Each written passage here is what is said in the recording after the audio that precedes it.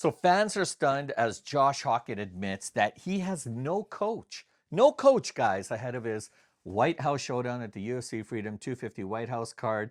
Absolutely just a stunner. This is Hockett, Josh Hockett. He pulled off one of the craziest victories in heavyweight history. And now he's heading into the biggest fight of his career with no coach. Does that make any sense? Crazy times we live in, guys. Crazy times in combat sports. It's absolutely insane. So, you heard that right. Josh Hockett will be going into UFC Freedom 250 with no coach. A man who has a 9-0 undefeated record in MMA, 4-0 now in the UFC. He's coming off an intense battle against Curtis Blaydes. Okay, and now he's going to be walking into the White House card completely alone. And the kicker here is that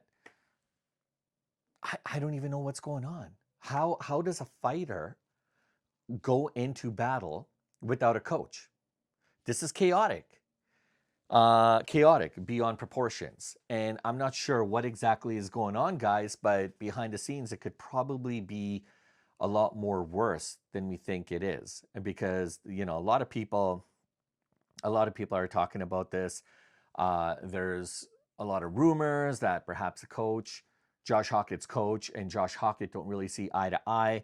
I mean, these guys came off such an unbelievable victory against Curtis Blaydes in UFC 327, and they didn't even look at each other, guys, after. But anyways, I want to chat about it, guys. I want to welcome you guys back. Welcome to Duality 7X. I'm your host. Shiraz. I saw this story and I'm like, I have to talk to you guys about this. I wish I could do a live stream on this so that we could actually get into some kind of debate and conversation about it. But I was actually troubled when I heard this because you know you got to look at everything that just happened. Okay, Josh Hockett, who's got a 4-0 record in the UFC, came off again one of the biggest performances in his career against a veteran in the name of Curtis Blaydes, who's got a 19-6 record.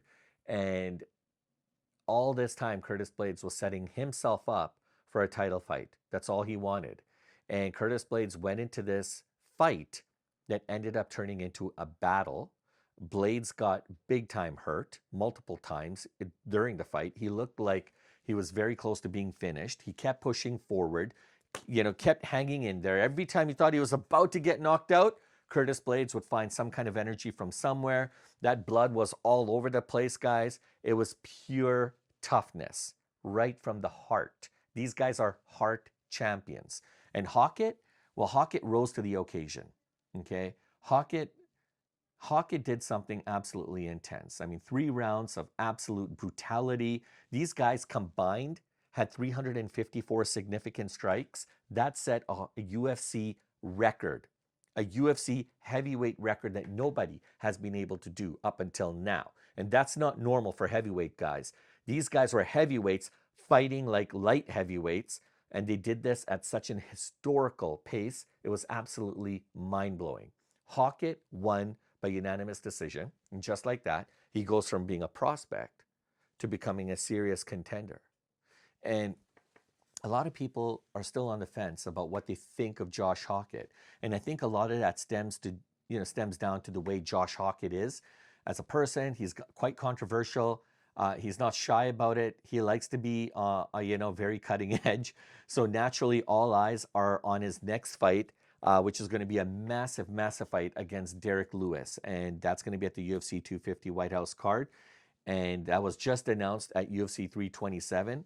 And what a way to build momentum, guys. Not the normal way, but what a way.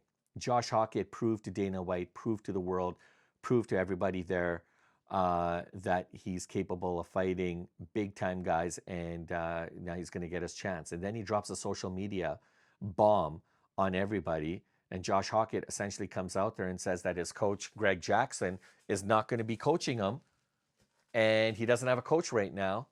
And he even said that he hopes that the ring girls corner will have some space for him.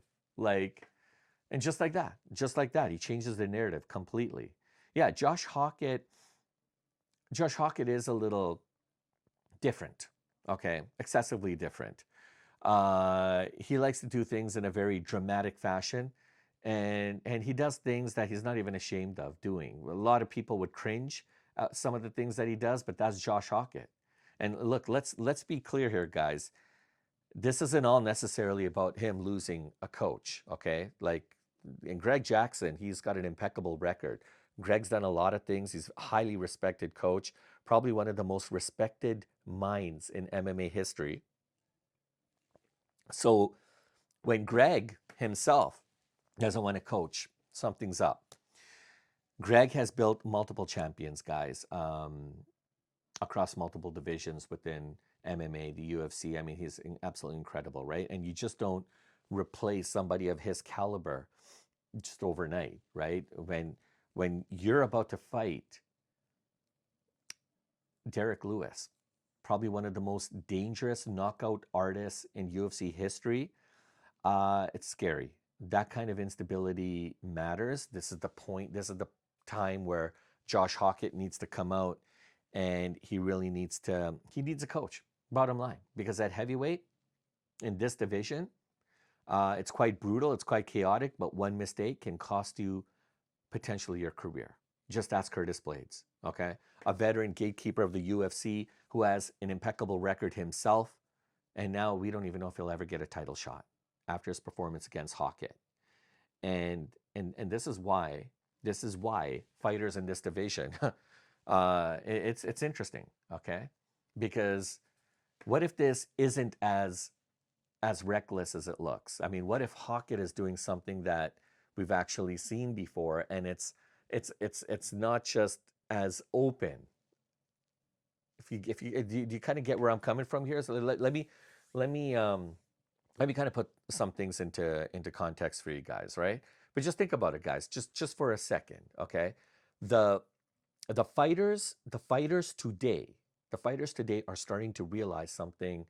Uh, that the fighters aren't dumb, okay? They're starting to put two and two together. They're able to figure out their own puzzle pieces. They don't need a promoter or a coach to be able to show them the obvious.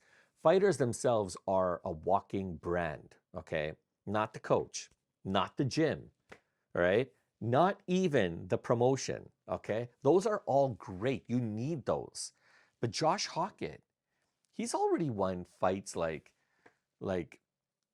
he's proven himself, okay? He showed to everybody that he could get this done, all right? That the fight against him and Blaydes proved it. Proved that he can adjust, he could change on the fly, he can push that pace at levels that most heavyweights are probably unable to handle. And that's a fact, guys, because if you watch these guys move, they didn't fight like just slug partners.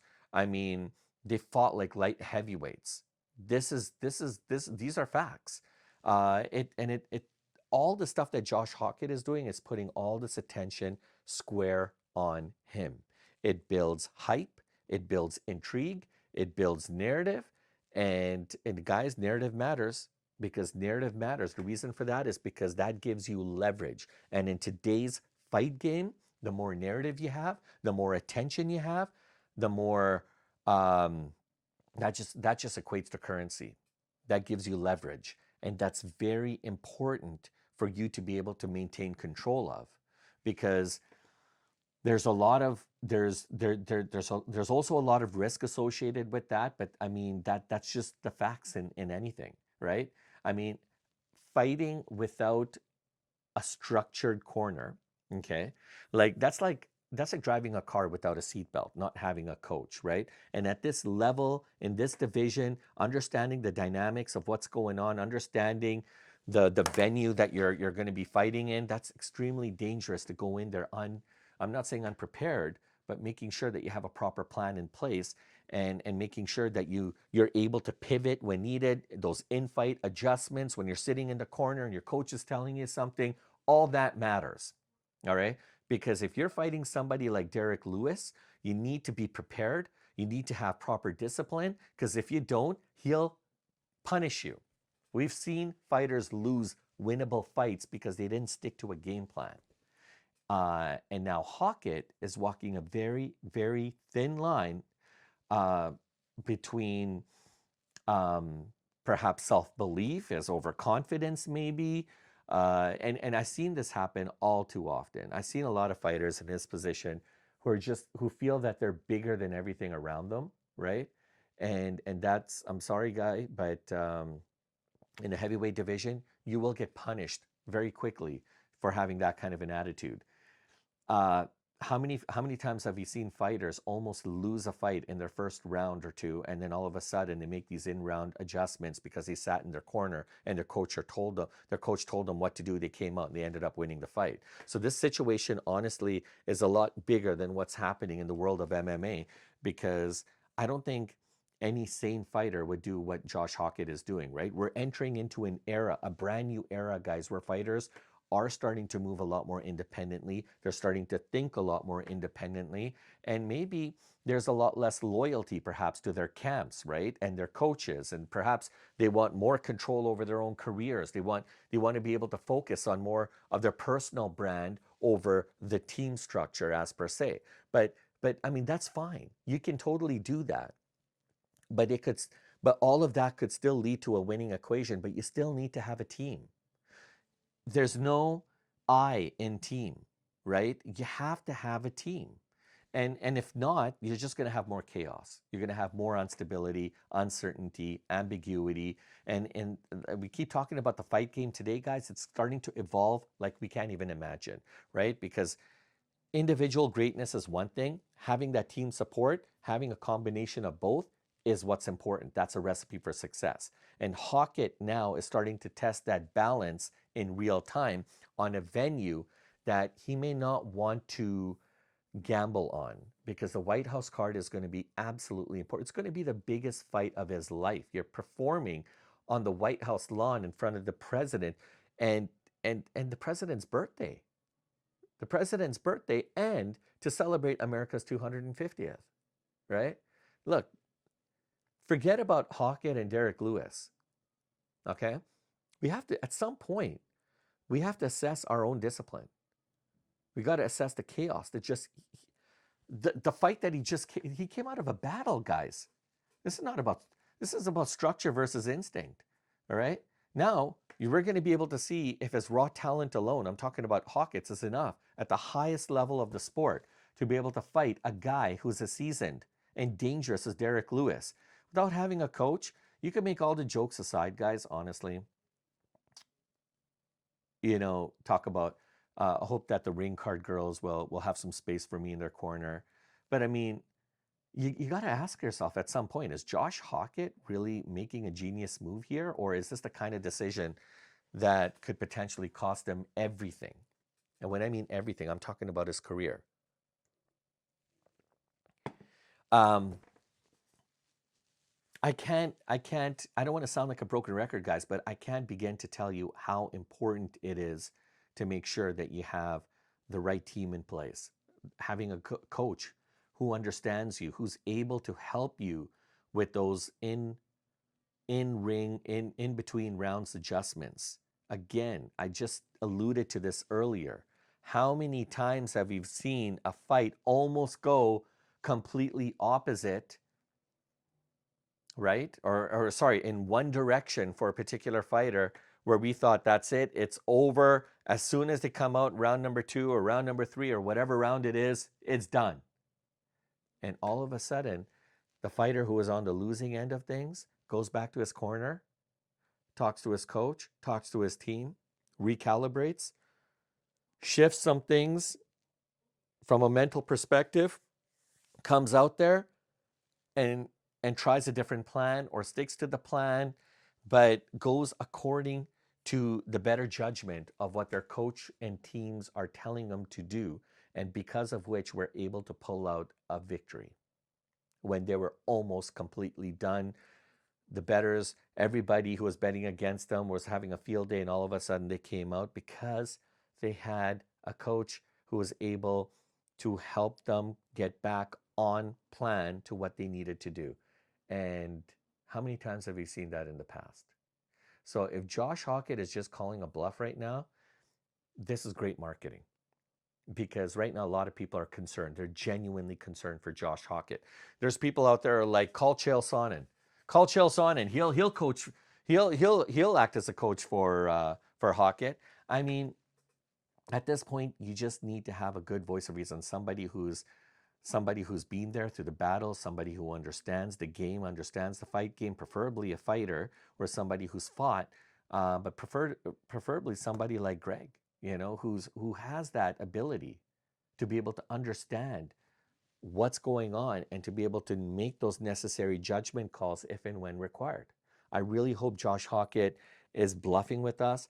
I hope this is just all to add fuel to the fire and create more buzz and marketing hype. And I hope this is all just to play with Derrick Lewis's mind, because I think Josh Hockett understands the power of mental mind games. I think he gets that. And I think these could just be mind games that he could be planting seeds in Derrick Lewis's head just to throw Derrick Lewis off. Because you're going to need a lot of that to be able to take Derrick Lewis off of his own mental game. Probably one of the strongest fighters. I mentioned before, one of the strongest KO artists in the world of combat sports and the UFC. This is going to be a fight for the ages, guys. I can't wait for this fight to happen. If Josh Hockett wins, if he beats Lewis, that's it. We're probably talking, he's going to be definitely the newly crowned, unofficial crown champion of the heavyweight division without a belt. But he will be the number one contender to fighting for a title. I think this is going to be absolutely incredible, guys. And depending on what happens with Cyril Gane and Alex Pereira, I wouldn't even be surprised if the winner out of Pereira and Gane ends up fighting the winner out of Lewis and Hockett. Guys, we're in for a treat, okay? Like it or not, get ready, guys. Strap on. Make sure that seatbelt's tied, because there's going to be a little bit of turbulence along the way to June 14th, the UFC White House card. But before then, got some exciting stuff that's coming down the pipe, guys. UFC 328 is almost upon us. It is going to be insane. UFC 328 is going to happen almost 1 month before the UFC Freedom 250 White House card. Khamzat Chimaev and Sean Strickland. I got plenty to talk about that. Tomorrow's video is going to be interesting. I'm going to talk about Conor Benn. Conor Benn just signed a multi-year deal with the UFC. And just after his one-fight deal that he had with Zuffa, he signed an 8-figure deal. He ended up winning his fight on the Tyson Fury Makhmudov card, and that was it. His contract was done, and now all of a sudden, an announcement came out from Dana White and Zuffa Boxing that they welcome Conor Benn back to a multi-fight deal. We don't know how much it's worth, but I'm going to be talking a little bit about that tomorrow. We just saw Conor Benn making an appearance at WrestleMania yesterday. It was absolutely insane. Terrence Bud Crawford was there as well too. Anyways, we're in for some good times, guys. Lots of great storylines, lots of drama happening all around. And if you guys are into real fight talk, no fluff, please smash the like and subscribe, hit the notification so you never miss a beat, and check out one of these two unbelievable videos here for your viewing pleasure. And then before you know it, we'll see you back tomorrow with a new video.